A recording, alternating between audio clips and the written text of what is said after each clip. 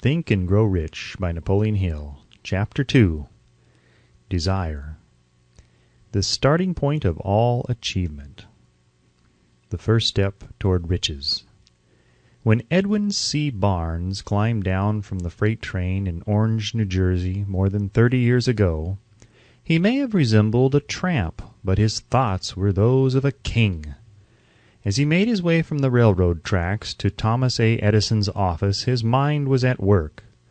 He saw himself standing in Edison's presence. He heard himself asking Mr. Edison for an opportunity to carry out the one consuming obsession of his life, a burning desire to become the business associate of the great inventor. Barnes' desire was not a hope. It was not a wish. It was a keen, pulsating desire which transcended everything else. It was definite. The desire was not new when he approached Edison. It had been Barnes's dominating desire for a long time. In the beginning, when the desire first appeared in his mind, it may have been, probably was, only a wish. But it was no mere wish when he appeared before Edison with it. A few years later, Edwin C. Barnes again stood before Edison in the same office where he first met the inventor. This time his desire had been translated into reality. He was in business with Edison. The dominating dream of his life had become a reality.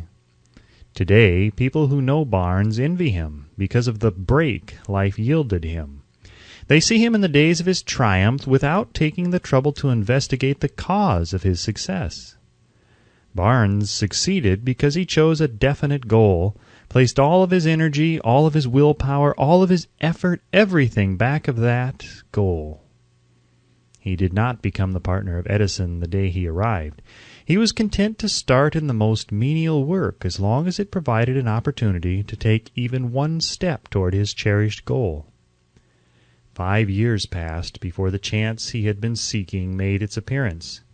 During all those years, not one ray of hope, not one promise of attainment of his desire had been held out to him. To everyone except himself, he appeared only another cog in the Edison business wheel. But in his own mind, he was the partner of Edison every minute of the time, from the very day that he first went to work there. It is a remarkable illustration of the power of a definite desire. Barnes won his goal because he wanted to be a business associate of Mr. Edison more than he wanted anything else. He created a plan by which to attain that purpose. But he burned all bridges behind him. He stood by his desire until it became the dominating obsession of his life and, finally, a fact. When he went to Orange, he did not say to himself, "I will try to induce Edison to give me a job of some sort."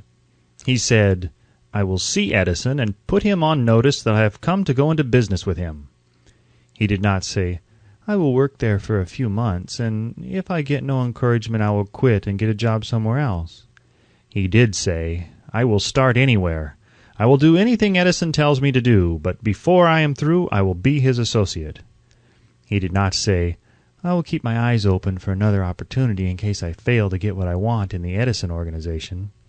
He said, "There is but one thing in this world that I am determined to have, and that is a business association with Thomas A. Edison. I will burn all bridges behind me and stake my entire future on my ability to get what I want." He left himself no possible way of retreat.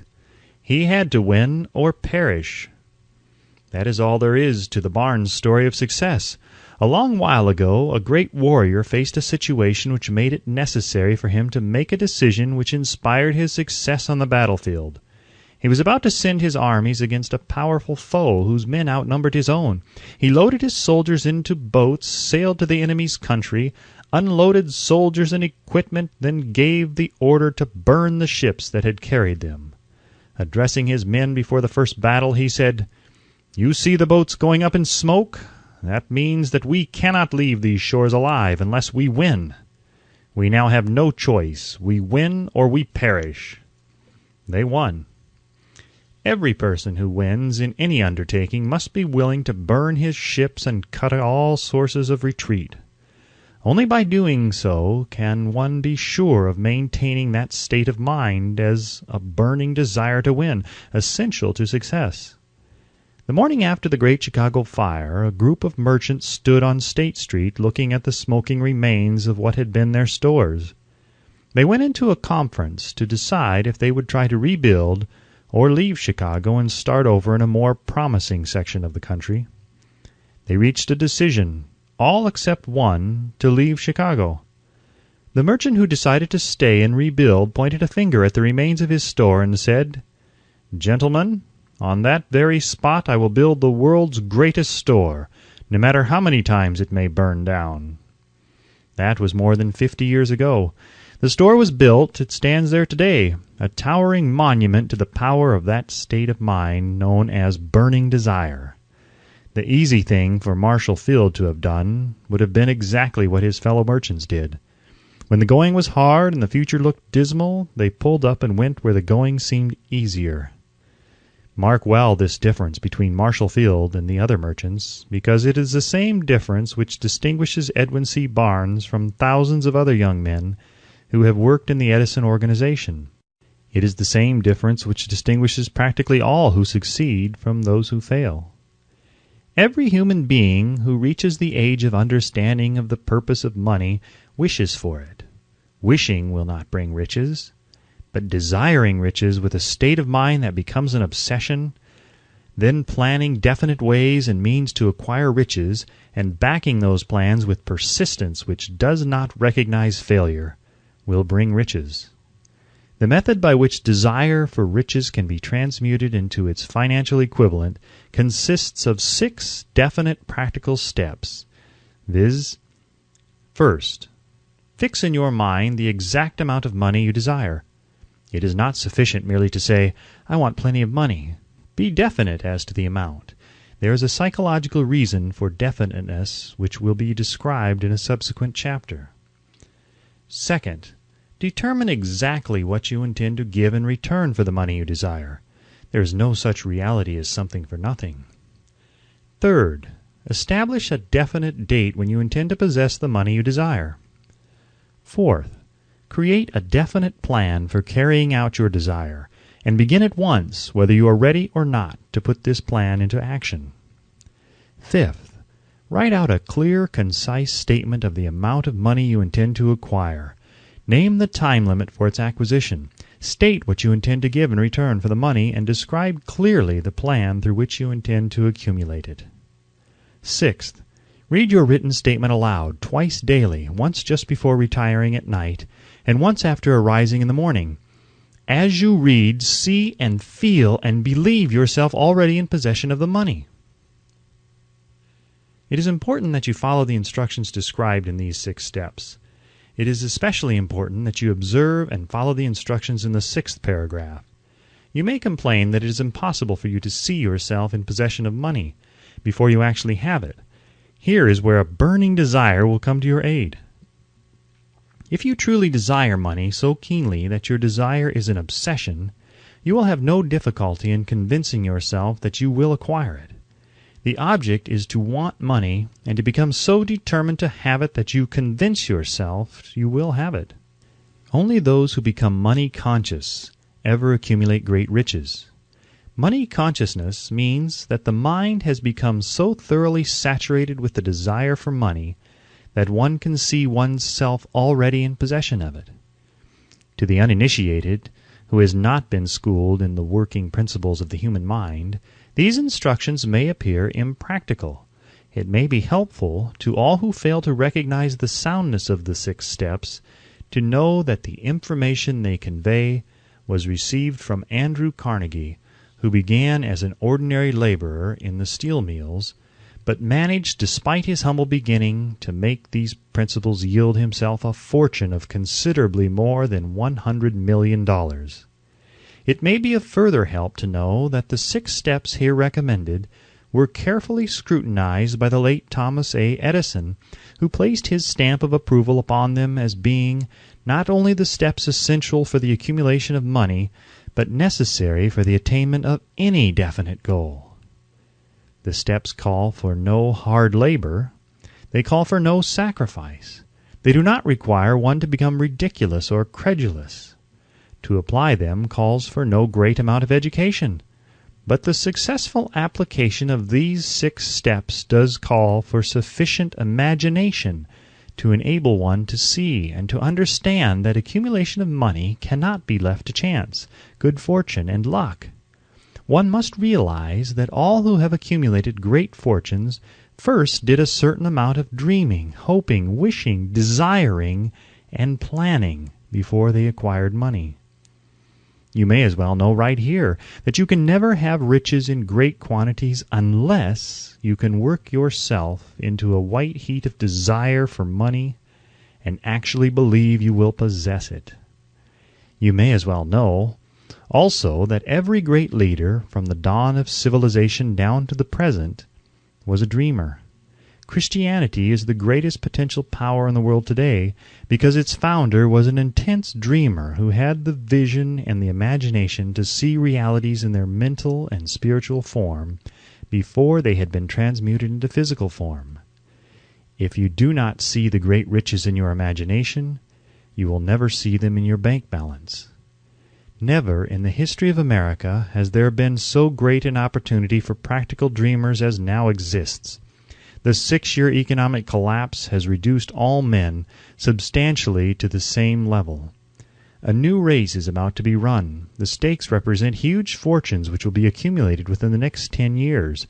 The rules of the race have changed because we now live in a changed world that definitely favors the masses, those who had but little or no opportunity to win under the conditions existing during the Depression when fear paralyzed growth and development. We who are in this race for riches should be encouraged to know that this changed world in which we live is demanding new ideas, new ways of doing things, new leaders, new inventions, new methods of teaching, new methods of marketing, new books, new literature, new features for the radio, new ideas for moving pictures. Back of all this demand for new and better things, there is one quality which one must possess to win, and that is definiteness of purpose, the knowledge of what one wants, and a burning desire to possess it. The business depression marked the death of one age and the birth of another. This changed world requires practical dreamers who can and will put their dreams into action. The practical dreamers have always been and always will be the pattern makers of civilization. We who desire to accumulate riches should remember the real leaders of the world always have been men who harnessed and put into practical use the intangible, unseen forces of unborn opportunity, and have converted those forces, or impulses of thought, into skyscrapers, cities, factories, airplanes, automobiles, and every form of convenience that makes life more pleasant. Tolerance and an open mind are practical necessities of the dreamer of today. Those who are afraid of new ideas are doomed before they start. Never has there been a time more favorable to pioneers than the present. True, there is no wild and woolly West to be conquered as in the days of the covered wagon, but there is a vast business, financial, and industrial world to be remolded and redirected along new and better lines. In planning to acquire your share of the riches, let no one influence you to scorn the dreamer. To win the big stakes in this changed world, you must catch the spirit of the great pioneers of the past, whose dreams have given to civilization all that it has of the value, the spirit which serves as the life-blood of our own country. Your opportunity and mine to develop and market our talents. Let us not forget, Columbus dreamed of an unknown world, staked his life on the existence of such a world, and discovered it. Copernicus, the great astronomer, dreamed of a multiplicity of worlds and revealed them. No one denounced him as impractical after he had triumphed. Instead, the world worshipped at his shrine, thus proving once more that success requires no apologies, failure permits no alibis. If the thing you wish to do is right, and you believe in it, go ahead and do it. Put your dream across, and never mind what they say if you meet with temporary defeat, for they perhaps do not know that every failure brings with it the seed of an equivalent success.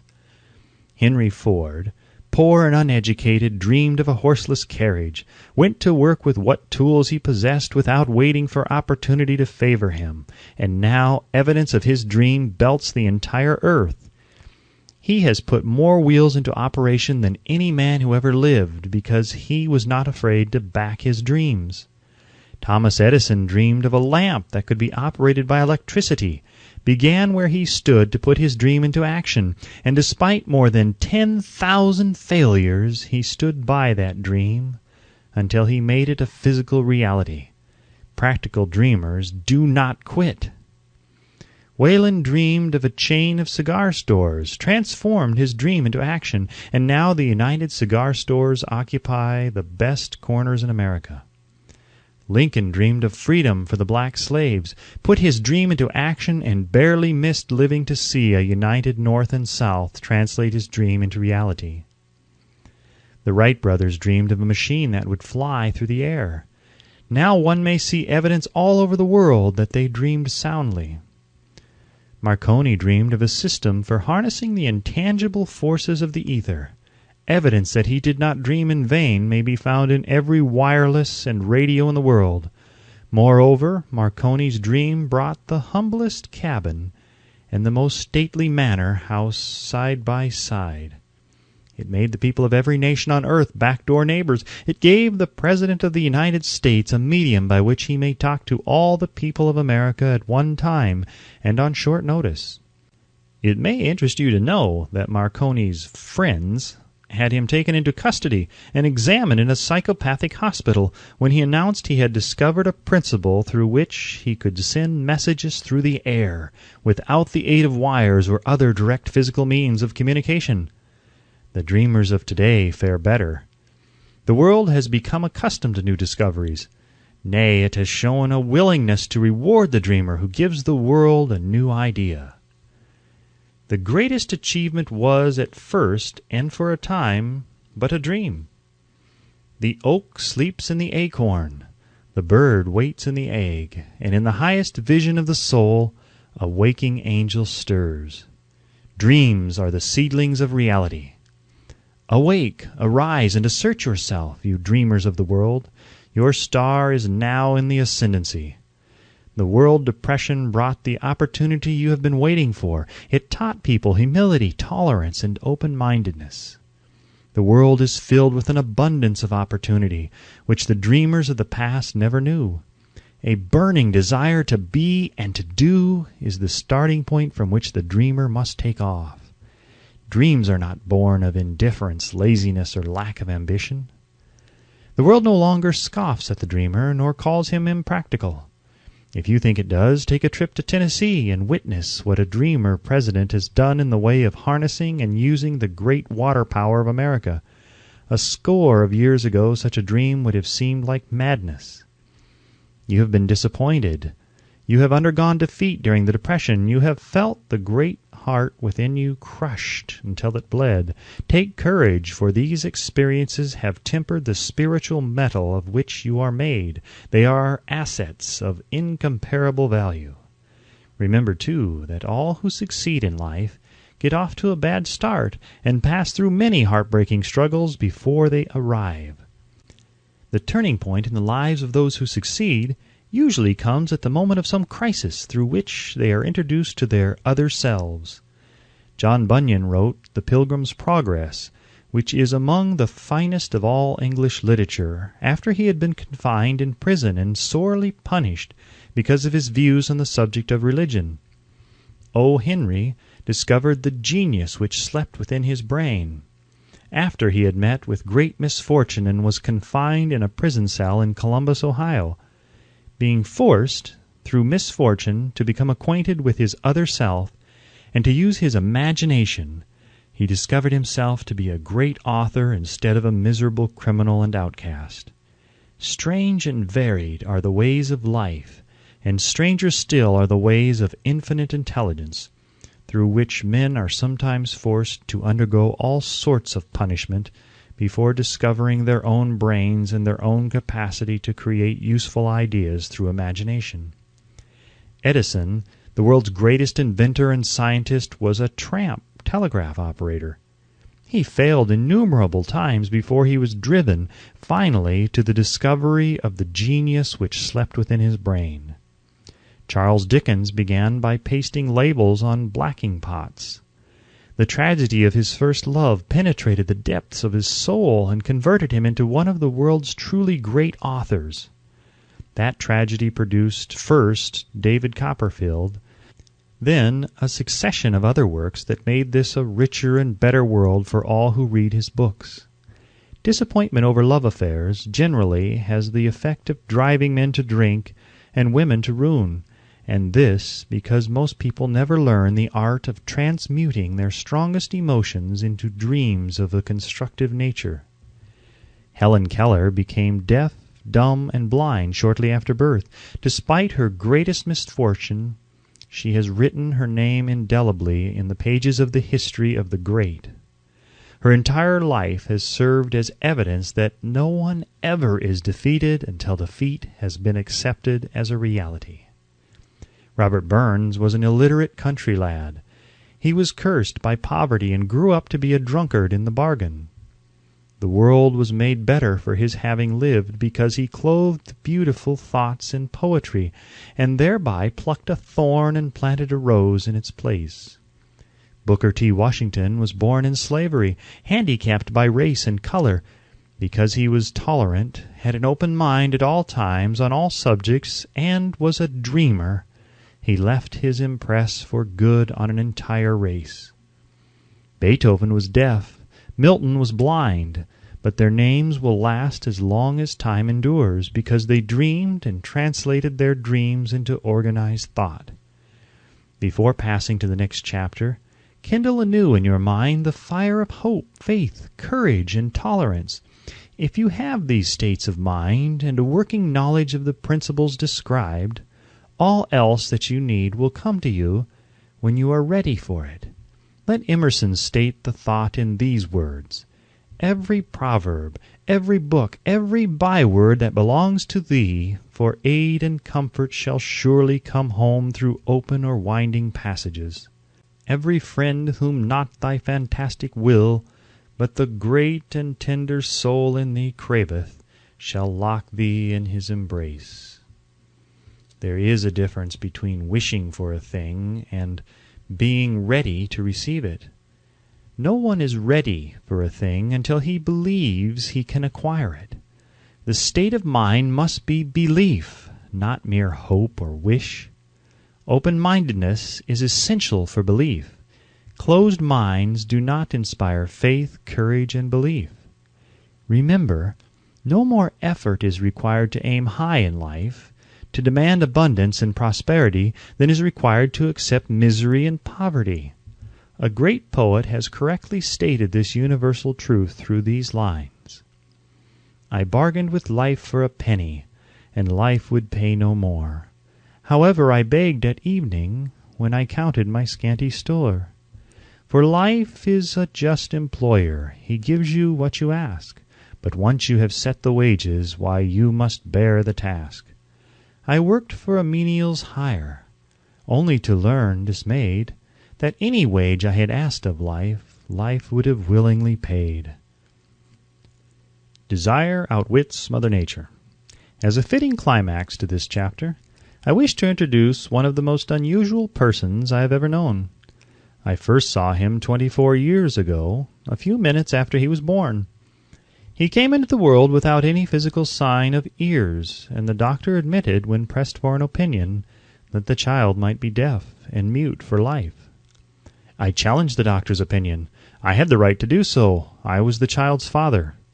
I, too, reached a decision and rendered an opinion, but I expressed the opinion silently in the secrecy of my own heart.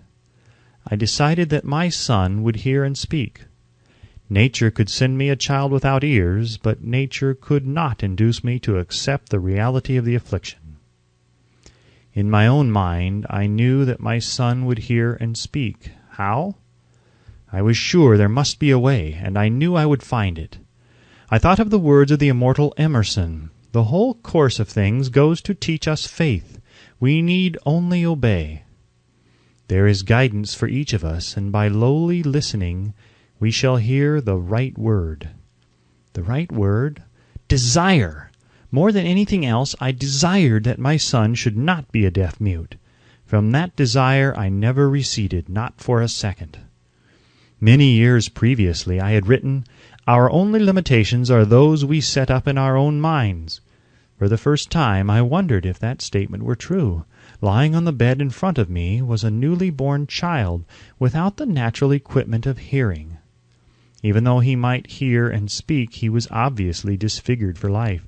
Surely this was a limitation which that child had not set up in his own mind.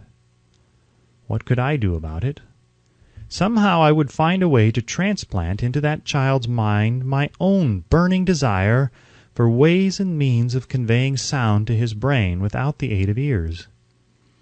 As soon as the child was old enough to cooperate, I would fill his mind so completely with a burning desire to hear that nature would, by methods of her own, translate it into physical reality. All this thinking took place in my own mind, but I spoke of it to no one. Every day I renewed the pledge I had made to myself, not to accept a deaf-mute for a son. As he grew older and began to take notice of things around him, we observed that he had a slight degree of hearing.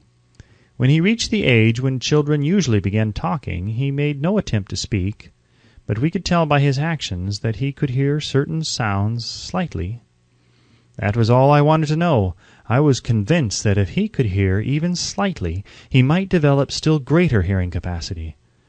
Then something happened which gave me hope. It came from an entirely unexpected source. We bought a Victrola. When the child heard the music for the first time, he went into ecstasies and promptly appropriated the machine. He soon showed a preference for certain records, among them "It's a Long Way to Tipperary." On one occasion he played that piece over and over for almost 2 hours, standing in front of the Victrola with his teeth clamped on the edge of the case. The significance of this self-formed habit of his did not become clear to us until years afterward, for we had never heard of the principle of bone conduction of sound at that time. Shortly after he appropriated the Victrola, I discovered that he could hear me quite clearly when I spoke with my lips touching his mastoid bone, or at the base of the brain. These discoveries placed in my possession the necessary media by which I began to translate into reality my burning desire to help my son develop hearing and speech. By that time he was making stabs at speaking certain words.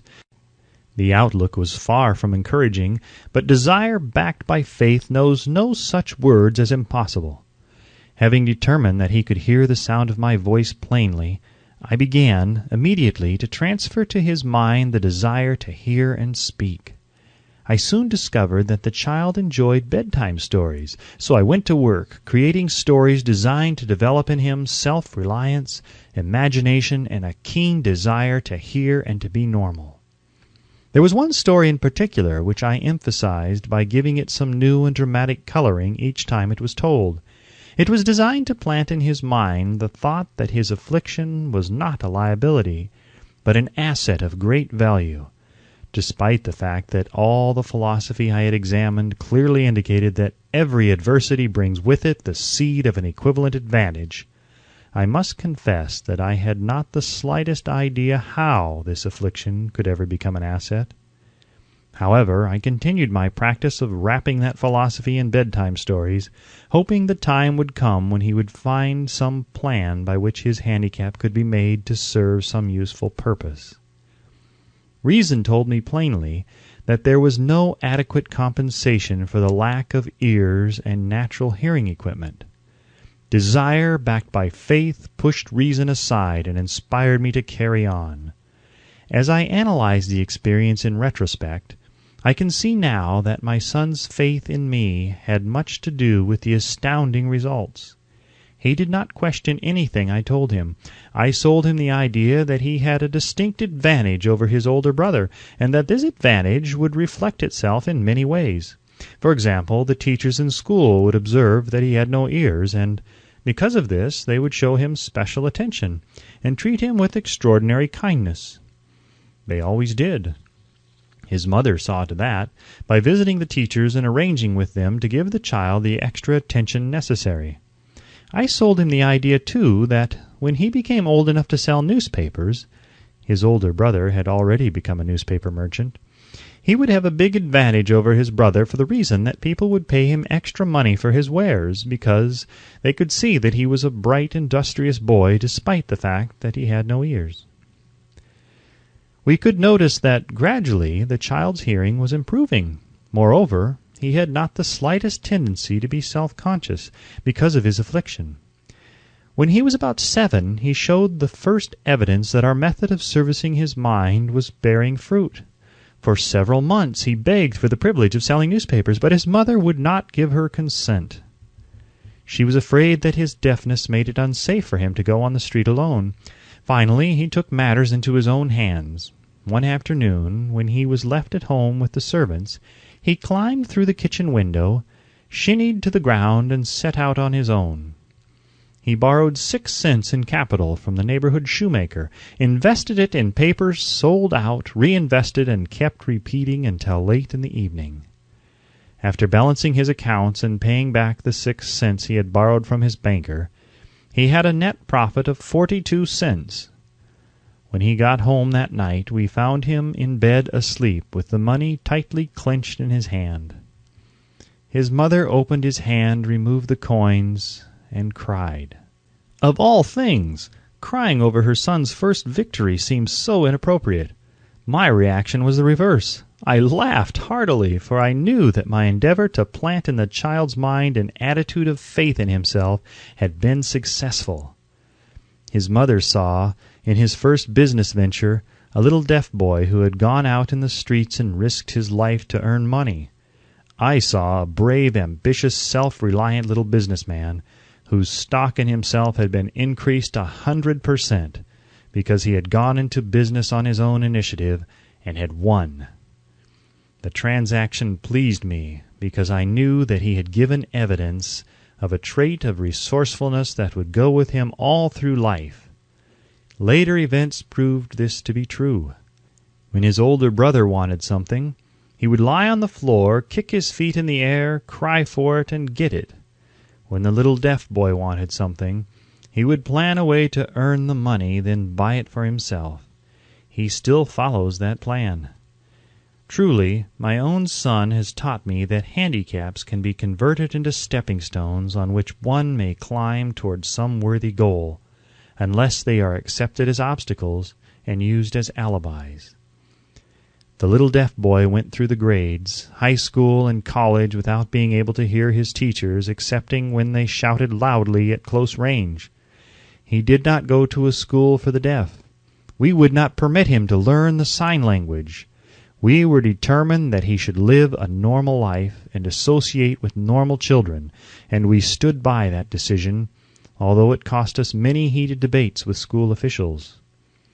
While he was in high school, he tried an electrical hearing aid, but it was of no value to him, due, we believed, to a condition that was disclosed when the child was 6 by Dr. J. Gordon Wilson of Chicago, when he operated on one side of the boy's head and discovered that there was no sign of natural hearing equipment. During his last week in college, 18 years after the operation, something happened which marked the most important turning point of his life. Through what seemed to be mere chance, he came into possession of another electrical hearing device, which was sent to him on trial. He was slow about testing it due to his disappointment with a similar device. Finally, he picked the instrument up and more or less carelessly placed it on his head, hooked up the battery, and lo, as if by a stroke of magic, his lifelong desire for normal hearing became a reality. For the first time in his life, he heard practically as well as any person with normal hearing. God moves in mysterious ways his wonders to perform. Overjoyed because of the changed world which had been brought to him through his hearing device, he rushed to the telephone, called his mother, and heard her voice perfectly. The next day he plainly heard the voices of his professors in class for the first time in his life. Previously, he could hear them only when they shouted at short range. He heard the radio. He heard the talking pictures. For the first time in his life, he could converse freely with other people without the necessity of their having to speak loudly. Truly, he had come into possession of a changed world. We had refused to accept nature's error, and by persistent desire we had induced nature to correct that error through the only practical means available. Desire had commenced to pay dividends, but the victory was not yet complete. The boys still had to find a definite and practical way to convert this handicap into an equivalent asset. Hardly realizing the significance of what had already been accomplished, but intoxicated with the joy of his newly discovered world of sound, he wrote a letter to the manufacturer of the hearing aid, enthusiastically describing his experience. Something in his letter, something perhaps which was not written on the lines, but back of them, caused the company to invite him to New York. When he arrived, he was escorted through the factory, and while talking with the chief engineer, telling him about his changed world, a hunch, an idea, or an inspiration, call it what you wish, flashed into his mind. It was this impulse of thought which converted his affliction into an asset, destined to pay dividends in both money and happiness to thousands for all time to come. The sum and substance of that impulsive thought was this. It occurred to him that he might be of help to the millions of deafened people who go through life without the benefit of hearing devices, if he could find a way to tell them the story of his changed world. Then and there he reached a decision to devote the remainder of his life to rendering useful service to the hard of hearing. For an entire month he carried on an intensive research, during which he analyzed the entire marketing system of the manufacture of the hearing device, and created ways and means of communicating with the hard of hearing all over the world for the purpose of sharing with them his newly discovered, changed world. When this was done, he put in writing a 2-year plan based upon his findings. When he presented the plan to the company, he was instantly given a position for the purpose of carrying out his ambition. Little did he dream when he went to work that he was destined to bring hope and practical relief to thousands of deafened people who, without his help, would have been doomed forever to deaf mutism. Shortly after he became associated with the manufacturer of his hearing aid, he invited me to attend a class conducted by his company for the purpose of teaching deaf mutes to hear and to speak. I had never heard of such a form of education. Therefore I visited the class, skeptical but hopeful that my time would not be entirely wasted. Here I saw a demonstration which gave me a greatly enlarged vision of what I had done to arouse and keep alive in my son's mind the desire for normal hearing. I saw deaf mutes actually being taught to hear and to speak through application of the self-same principle I had used more than 20 years previously in saving my son from deaf mutism. Thus, through some strange turn of the wheel of fate, my son Blair and I have been destined to aid in correcting deaf mutism for those as yet unborn, because we are the only living human beings, as far as I know, who have established definitely the fact that deaf mutism can be corrected to the extent of restoring to normal life those who suffer with this affliction. It has been done for one, it will be done for others. There is no doubt in my mind that Blair would have been a deaf mute all his life if his mother and I had not managed to shape his mind as we did. The doctor who attended at his birth told us, confidently, the child might never hear or speak. A few weeks ago, Dr. Irving Voorhees, a noted specialist on such cases, examined Blair very thoroughly. He was astounded when he learned how well my son now hears and speaks, and said his examination indicated that, theoretically, the boy should not be able to hear at all. But the lad does hear, despite the fact that X-ray pictures show there is no opening in the skull whatsoever from where his ears should be to the brain. When I planted in his mind the desire to hear and talk and live as a normal person, There went with that impulse some strange influence which caused nature to become a bridge builder, and span the gulf of silence between his brain and the outer world by some means which the keenest medical specialists have not been able to interpret. It would be sacrilege for me to even conjecture as to how nature performed this miracle. It would be unforgivable if I neglected to tell the world as much as I know of the humble part I assumed in the strange experience. It is my duty and a privilege to say I believe, and not without reason, that nothing is impossible to the person who backs desire with enduring faith.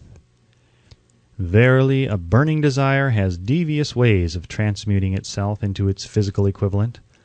Blair desired normal hearing. Now he has it. He was born with a handicap which might easily have sent one with a less defined desire to the street with a bundle of pencils and a tin cup. That handicap now promises to serve as the medium by which he will render useful service to many millions of hard of hearing, also to give him useful employment at adequate financial compensation the remainder of his life. The little white lies I planted in his mind when he was a child by leading him to believe his affliction would become a great asset, which he could capitalize, has justified itself. Verily, there is nothing right or wrong which belief plus burning desire cannot make real. These qualities are free to everyone. In all of my experience in dealing with men and women who had personal problems, I never handled a single case which more definitely demonstrates the power of desire. Authors sometimes make the mistake of writing of subjects of which they have but superficial or very elementary knowledge. It has been my good fortune to have had the privilege of testing the soundness of the power of desire through the affliction of my own son. Perhaps it was providential that the experience came as it did, for surely no one is better prepared than he to serve as an example of what happens when desire is put to the test. If Mother Nature bends to the will of desire, is it logical that mere men can defeat a burning desire? Strange and imponderable is the power of the human mind. We do not understand the method by which it uses every circumstance, every individual, every physical thing within its reach as a means of transmuting desire into its physical counterpart. Perhaps science will uncover this secret. I planted in my son's mind the desire to hear and to speak as any normal person hears and speaks. That desire has now become a reality. I planted in his mind the desire to convert his greatest handicap into his greatest asset. That desire has been realized. The modus operandi by which this astounding result was achieved is not hard to describe. It consisted of 3 very definite facts. First, I mixed faith with the desire for normal hearing, which I passed on to my son. Second, I communicated my desire to him in every conceivable way available, through persistent, continuous effort over a period of years.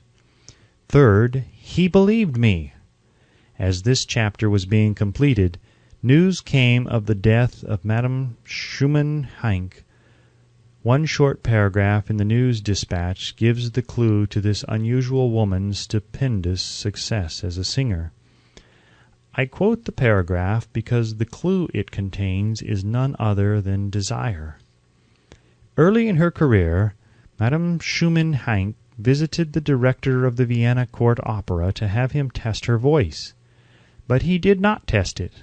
After taking one look at the awkward and poorly dressed girl, he exclaimed none too gently, "With such a face and with no personality at all, how can you ever expect to succeed in opera? My good child, give up the idea, buy a sewing machine and go to work. You can never be a singer." Never is a long time. The director of the Vienna Court Opera knew much about the technique of singing. He knew little about the power of desire when it assumes the proportion of an obsession. If he had known more of that power, he would not have made the mistake of condemning genius without giving it an opportunity. Several years ago, one of my business associates became ill. He became worse as time went on, and finally was taken to the hospital for an operation. Just before he was wheeled into the operating room, I took a look at him and wondered how anyone as thin and emaciated as he could possibly go through a major operation successfully. The doctor warned me that there was little if any chance of my ever seeing him alive again. But that was the doctor's opinion. It was not the opinion of the patient. Just before he was wheeled away, he whispered feebly, "Do not be disturbed, Chief. I will be out of here in a few days." The attending nurse looked at me with pity. But the patient did come through safely. After it was all over, his physician said, "Nothing but his own desire to live saved him.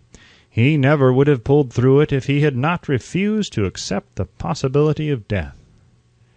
I believe in the power of desire backed by faith, because I have seen this power lift men from lowly beginnings to places of power and wealth. I have seen it rob the grave of its victims. I have seen it serve as the medium by which men staged a comeback after having been defeated in 100 different ways. I have seen it provide my own son with a normal, happy, successful life, despite nature's having sent him into the world without ears. How can one harness and use the power of desire? This has been answered through this and the subsequent chapters of this book.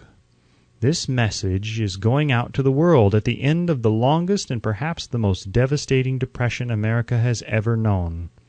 It is reasonable to presume that the message may come to the attention of many who have been wounded by the depression, those who have lost their fortunes, others who have lost their positions, and great numbers who must reorganize their plans and stage a comeback.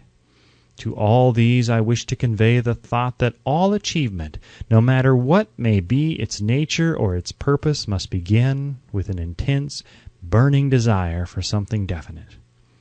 Through some strange and powerful principle of mental chemistry, which she has never divulged, nature wraps up in the impulse of strong desire that something which recognizes no such word as impossible and accepts no such reality as failure.